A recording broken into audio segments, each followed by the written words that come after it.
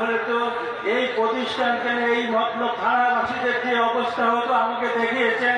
আল্লাহ সেই অবস্থা থেকে আমাদের রেহাই করেন। আল্লাহ আল্লাহ এই এলাকাবাসীদের উপর আল্লাহ রহমত নাজিল করেন। আল্লাহ এদেরকে বুঝ দিয়ে দেন। আল্লাহ এদেরকে বুঝ দিয়ে দেন।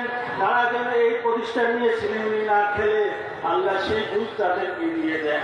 আল্লাহ তরিকত ইমামের যেই স্বপ্ন, সেই স্বপ্ন যেন বাস্তবায়ন হতে পারে সেই অবস্থা সৃষ্টি করে দেন। আল্লাহ আল্লাহ আমরা তরিকত ইমামের আল্লাহ খাস তাওয়াজ্জুহ নসিব করছি।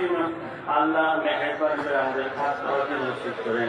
আপনার হাবিবের খাস তাওয়াজ্জুহ নসিব করেন।